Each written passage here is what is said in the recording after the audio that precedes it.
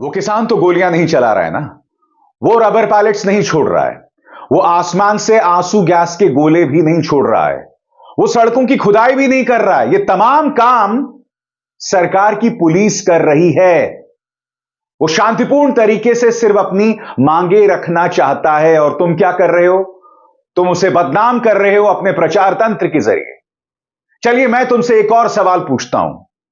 अगर वो अराजक है, अगर वो एंटी नेशनल है, अगर वो देशद्रोही है, तो फिर सरकार ने अब तक उनसे 2 दौर की बातचीत क्यों कर डाली है और एक और दौर की बातचीत होने वाली है? मैं समझना चाहता हूं क्यों। भाई अगर वो अराजक है, अगर वो देश के खिलाफ है, तो बातचीत क्यों? ये दोहरे मापदंड क्यों? ये दोहरी धार की तलवार क्यों? चित भी मेरी पट भी मेरी, यानी कि किसान को बदनाम भी करो, उसे रोको भी। जगह जगह पर ट्रैफिक जैम अगर हो रहे हैं तो पुलिस की वजह से हो रहे हैं, किसान की वजह से नहीं, क्योंकि बैरिकेडिंग पुलिस ने की है, किसान ने नहीं की है। वो सिर्फ अपनी मंजिल तक जाना चाहता है प्रदर्शन करने के लिए, विरोध प्रदर्शन करने के लिए। विरोध प्रदर्शन करने की विधा को क्रिमिनलाइज मत कीजिए। विरोध प्रदर्शन करना उसका लोकतांत्रिक अधिकार है, इसका अपराधीकरण मत कीजिए। बसंत पंचमी थी दोस्तों, कायदे से ये खबर कल तक मुझे आपको दिखानी चाहिए थी और आप कई प्लेटफॉर्म्स पर यह तस्वीर देख चुके होंगे। मैं आपको दिखाना चाहता हूं कि बसंत पंचमी के मौके पर सरकारी ड्रोन्स का जवाब किसानों ने किस तरह से दिया, पतंगों से दिया। तुम इस किसान से लड़ रहे हो जिसके पास अपना विरोध जताने के कई शांतिपूर्ण तरीके हैं। तुम इस किसान को बदनाम कर रहे हो। आपकी स्क्रीन पर देखिए दोस्तों, पूरे स्क्रीन पर देखिए, आप देख सकते हैं हवा में ड्रोन है और किसान जो है वो पतंग उड़ा रहा है और किसान की इसी पतंग के सामने ड्रोन को झुकना पड़ता है। यह वीडियो देखिए दोस्तों और फिर मैं उसकी चर्चा करता हूं।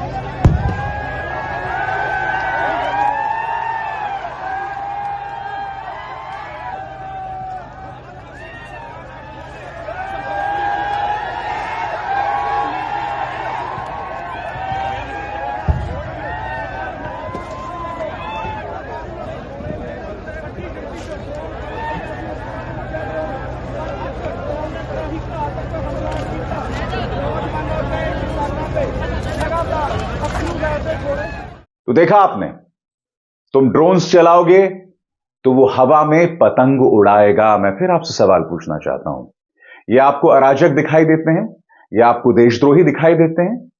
और फिर मैं आपसे पूछना चाहता हूं, जगह जगह पर जो जाम किए जा रहे हैं, सड़क जाम किया जा रहा है, ट्रैफिक जाम किया जा रहा है, क्यों किया जा रहा है? पुलिस गाड़ियों में किसानों को तलाश रही है, क्यों कर रही है? मैं समझना चाहता हूं। वो इसलिए कर रही है ताकि आम लोगों में किसानों को लेकर आक्रोश पैदा हो।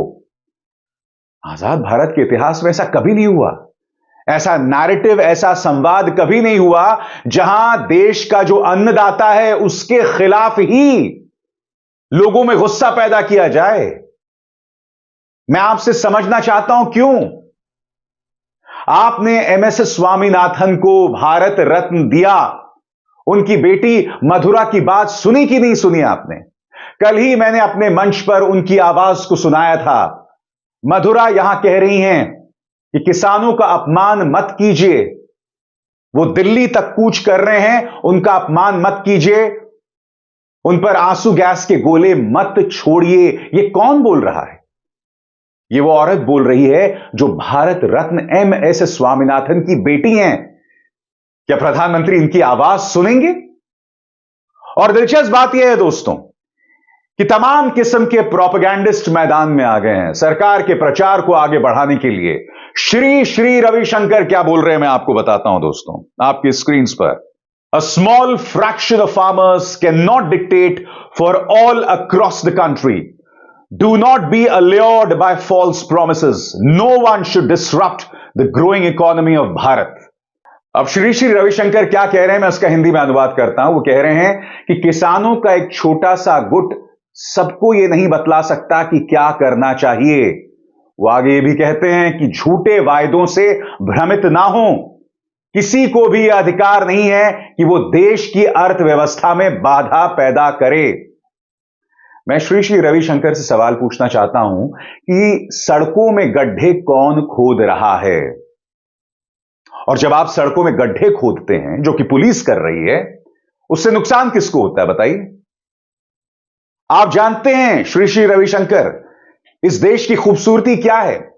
क्यों विदेशों से तमाम कंपनियां हमारे देश में आकर निवेश करती हैं? क्योंकि वो भारत के लोकतंत्र से आकर्षित हैं। भारत का लोकतंत्र उन्हें बहुत ही मोहक लगता है, इसीलिए वो भारत में आके इन्वेस्ट करते हैं। मगर जब आप देश के लोकतंत्र को ही तबाह कर देंगे, तो फिर विदेशी कंपनियां आकर भारत में क्यों इन्वेस्ट करेंगी? आप जो भारतीय इकोनॉमी में गतिरोध पैदा करने की बात कर रहे हैं, मैं आपसे सवाल पूछना चाहता हूं, अगर किसानों का यह जत्था एक छोटा सा जत्था है, तो माननीय श्री श्री रविशंकर मेरे सवाल का जवाब दें, भारत सरकार उनसे क्यों बातचीत कर रही है? कृषि मंत्री अर्जुन मुंडा, नित्यानंद राय और पीयूष गोयल क्यों किसानों से बात कर रहे हैं? अगर ये छोटा सा जत्था है, इग्नोर कर दीजिए ना उनको, क्योंकि आप तो वैसे भी उन्हें घुसने नहीं दे रहे हैं। अपना जुल्म और बढ़ाइए, बातचीत क्यों कर रहे हैं फिर आप? इत्तेफाकन यही वो रविशंकर हुआ करते थे। 2014 से पहले किसानों के बारे में इनकी कुछ और राय हुआ करती थी। क्यों? क्योंकि 2014 से पहले सही मायने में देश एक लोकतंत्र हुआ करता था। 2014 से पहले आप सरकार की आलोचना कर सकते थे, आप वंचितों की आवाज में अपनी आवाज बुलंद कर सकते थे और सरकार आपको टारगेट नहीं करती। याद कीजिए, महोदय ने 2014 से पहले, ये देखिए 2012, 15 मार्च 2012 को उन्होंने क्या कहा था? Before you have food, pray that all those who provide food to us should be happy. When all farmers are happy, then we will be healthy. Hindi में इसका अनुवाद यह है कि खाना खाने से पहले हमेशा यह याद रखें कि जो हमें खाना देता है, यानी कि देश का किसान, वो खुश है। जब तमाम किसान खुश होंगे, तब हम सब स्वस्थ होंगे। यह कहा था श्री श्री रविशंकर ने। और मैं दावे के साथ कह सकता हूं दोस्तों, ज्यादा देर नहीं है, कुछ देर बाद अक्षय कुमार भी मैदान में उतरेंगे, सचिन तेंदुलकर भी मैदान में उतरेंगे, अनुपम खेर भी मैदान में उतरेंगे। सरकारी चाटुकारों की लाइन लगने वाली है, मैं दावे के साथ कह सकता हूं, लिख के ले लीजिए। मगर बात वहां नहीं रुकने वाली है दोस्तों। मैं आपसे एक सवाल पूछना चाहता हूं। किसान आंदोलन कर रहा है, यह एक खबर है ना, और जब खबर होती है तो मीडिया को अधिकार होता है आप तक हकीकत पहुंचाने के लिए। तो मैं समझना चाहता हूं कि गोदी मीडिया के जरिए तो आप अपना प्रोपेगेंडा कर रहे हैं, उसके जरिए आप किसान को अराजक, एंटी नेशनल, ये तमाम चीजें बता रहे हैं। मगर जो पत्रकार आप तक हकीकत पहुंचाने की कोशिश कर रहे हैं, आपने उनके प्लेटफॉर्म्स को ही बंद कर दिया। दोस्तों, मनदीप पुनिया और गांव सवेरा, मनदीप पुनिया पत्रकार हैं, उनका प्लेटफॉर्म है गांव सवेरा, दोनों को ट्विटर पर सस्पेंड कर दिया गया है, बंद कर दिया गया है। जब से इलॉन मस्क ट्विटर का या एक्स का मुखिया बना है, तब से यह व्यक्ति भारत सरकार के सामने नतमस्तक है। क्यों? क्योंकि इसे भारत में धंधा करना है। इसीलिए लोकतांत्रिक मूल्यों को कुचलने में यह व्यक्ति इलॉन मस्क एक अहम भूमिका निभा रहा है। मैं फिर आपसे सवाल पूछना चाहता हूं, क्या अमेरिका में विरोध प्रदर्शन नहीं होते? क्या इस तरह से ट्विटर में या सोशल मीडिया हैंडल्स उनके रद्द कर दिए जाते हैं? सुनिए इस मुद्दे पर मनदीप पुनिया खुद क्या कह रहे हैं। नमस्कार दोस्तों, हमारा ट्विटर अकाउंट बंद कर दिया गया है, गांव सवेरा का भी कर दिया गया है और मेरा खुद का मनदीप पुनिया नाम से वो भी कर दिया गया है। और अभी हम शंभू बॉर्डर पर ही हैं और शंभू बॉर्डर से हम लगातार किसान आंदोलन की रफ्तें आप तक पहुंचा रहे थे। गांव सवेरा पोर्टल आपको पता है कि ग्रामीण संकट के ऊपर रिपोर्टिंग करता है और आप तक जो ग्रामीण संकट से बाहर निकलने के लिए ग्रामीण लोग या फिर भारत के जो देहाती लोग हैं वो कैसे जोर मार रहे हैं, वो भी आप तक पहुंचाता रहता है। तो एक हिसाब से किसान आंदोलन, मजदूर आंदोलन हम अच्छे से कवर करते हैं और आप तक सही रिपोर्ट पहुंचाते हैं। लेकिन अब हमारा ट्विटर अकाउंट गांव सवेरा का हो या फिर मनदीप पुनिया मेरा हो, हमारे बंद कर दिए गए। मैं फिर आपसे सवाल पूछना चाहता हूं, मनदीप पुनिया, अगर आप तक तथ्य पहुंचा रहे हैं, किसानों की आवाज पहुंचा रहे हैं, तो क्या उन्हें ऐसा करने का अधिकार नहीं है? आप उनकी आवाज को बंद कर देंगे? मैंने जो आपको तमाम चीजें दिखाई, चाहे बसंत पंचमी पर ड्रोन का मुकाबला पतंग के जरिए हो, चाहे श्री श्री रविशंकर का दोहरे मापदंड से भरा बयान हो, चाहे किसानों पर अराजकता हो, चाहे मनदीप पुनिया और गांव सवेरा को बंद करने का मामला हो, इन तमाम मुद्दों के बारे में आप क्या कहेंगे? कैसे लोकतंत्र ताकतवर हो रहा है? पहलवान बजरंग पुनिया, मनदीप पुनिया और गांव सवेरा के पक्ष में सामने आए हैं। दोस्तों, तमाम राजनेताओं में राहुल गांधी भी लगातार किसानों के पक्ष में आवाज बुलंद कर रहे हैं। उनका यह बयान सामने उभर कर आया है, जो मैं आपको पढ़ के सुनाना चाहता हूं। राहुल गांधी कहते हैं कि मोदी, उनका प्रचार तंत्र और मित्र मीडिया गरीबों और किसानों के दुश्मन हैं।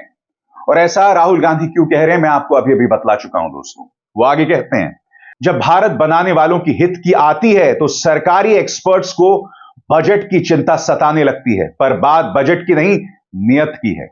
उद्योगपति मित्रों के लाखों करोड़ों के ऋण और टैक्स माफी कर चुप, उन्हें जल जंगल और जमीन भेंट किए जाने पर चुप, पीएसयूज पर औने पौने दाम पर बेचे जाने पर चुप, पर किसानों को एमएसपी की गारंटी, गृहलक्ष्मियों को सम्मान और अग्निवीरों को पेंशन देने की बात पर सवाल ही सवाल। इतिहास गवाह है कि कांग्रेस बड़े और क्रांतिकारी कदम लेने से कभी डरी नहीं है।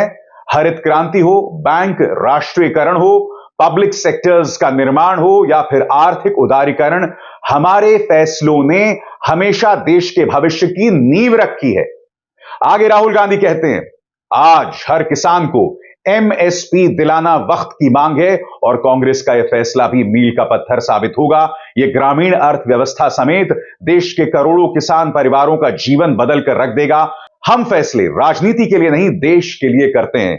जैसे कि आप जानते हैं दोस्तों, राहुल गांधी ने, यह कहा जाए, कांग्रेस ने इस बात की घोषणा कर दी है कि अगर वो सत्ता में आ गए तो वो एमएसपी पर कानूनी जामा पहनाएंगे, यानी कि एमएसपी, न्यूनतम समर्थन मूल्य को लीगल गारंटी बनाएंगे। जाते जाते एक बार फिर यह देश की जनता को फैसला करना है कि अराजक कौन है।